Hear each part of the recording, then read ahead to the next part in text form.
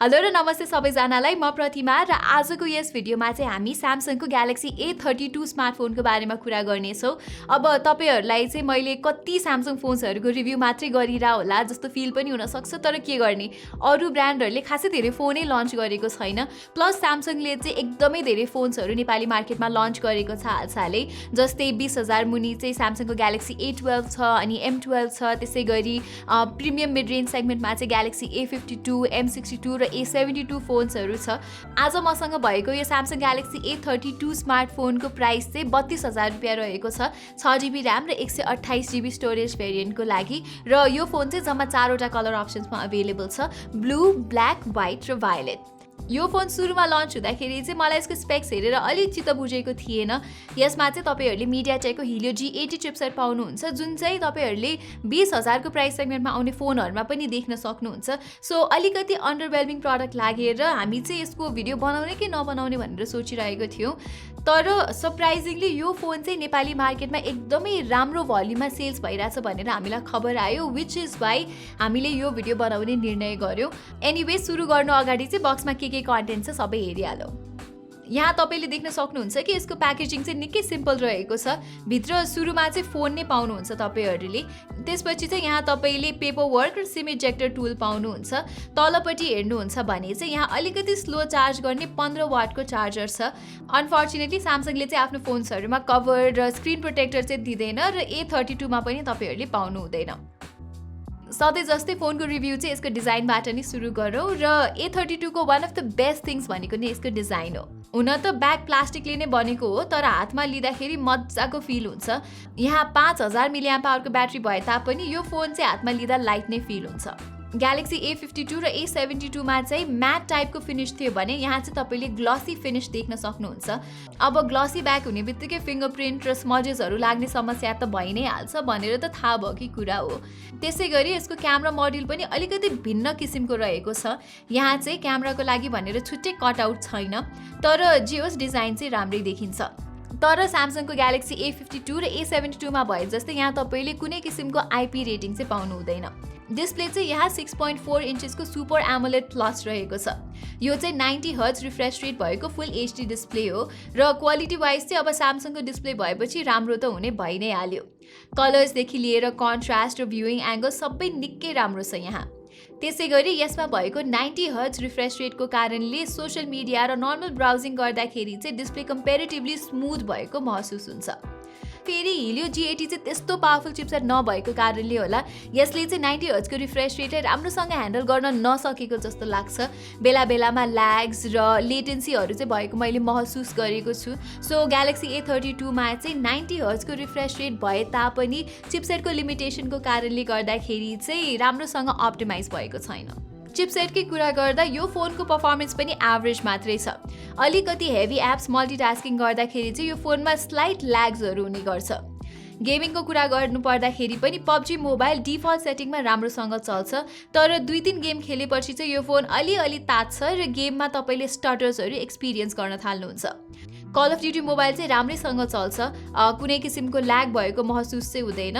त्यही क्यामेरा मोड्युलतिर अलि hit up भएको चाहिँ थाहा हुन्छ। अब चाहिँ Galaxy A32 को क्यामेरा एस्पेक्टतिर लागौं र Samsungले चाहिँ यहाँ क्वाड क्यामेरा सेटअप प्रदान गरेको छ, जसमा चाहिँ सुरुमा 64 मेगापिक्सलको प्राइमेरी क्यामेरा, त्यसपछि 8 मेगापिक्सलको अल्ट्रा वाइड एंगल लेन्स, 5 मेगापिक्सलको डेप्थ र 5 मेगापिक्सलको म्याक्रो लेन्स छन्।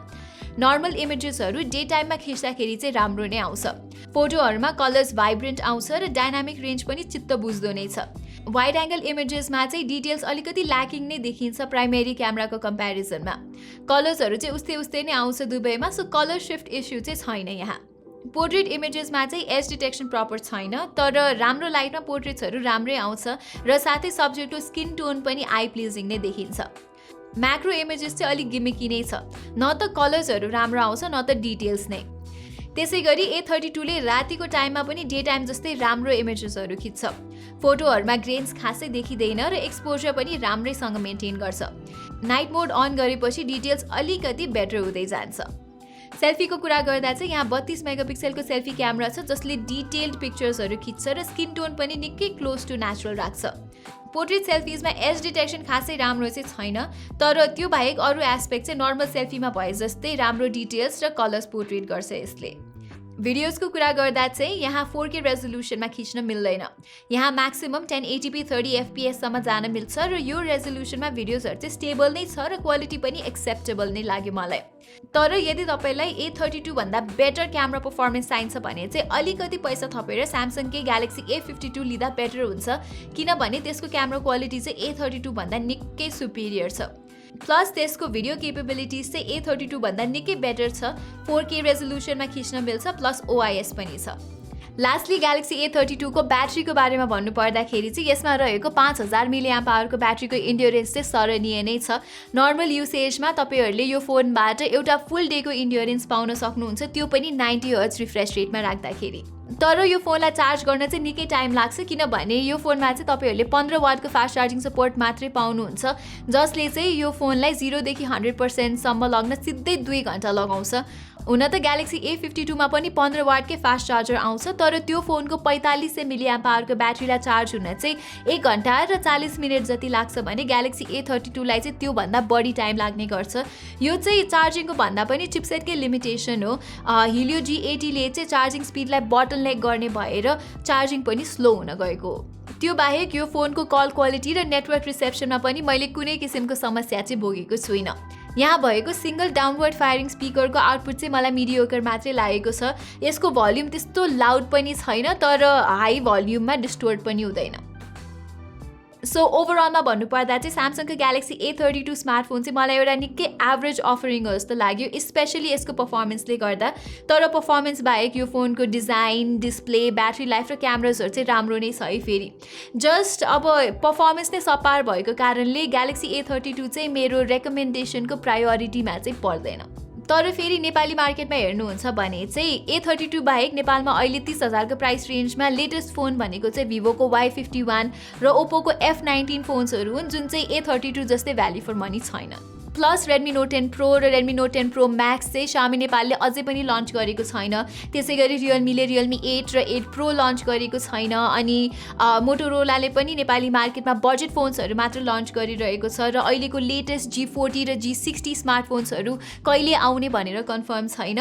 सो अहिलेको लागि चाहिँ यदि पोसिबल छ भने चाहिँ तपाईहरुले अलिकति पैसा थपेर Galaxy M62 अथवा Samsungको A52 किन्दाखेरि चाहिँ बेटर भ्याल्यु फर मनी हुन्छ। सो यही नै थियो Samsung Galaxy A32 स्मार्टफोनको अनबक्सिङ र फुल रिभ्यू। यदि तपाईहरुलाई यस्तै ग्याजेट र टेक रिलेटेड भिडियोजहरू हेर्न मन लाग्छ भने चाहिँ हाम्रो ग्याजेट बाइट नेपाली च्यानललाई सब्स्क्राइब गर्न र त्यो बेल आइकन थिच्न चाहिँ नबिर्सिनु होला। आजको यस भिडियोको लागि चाहिँ यति नै, धन्यवाद।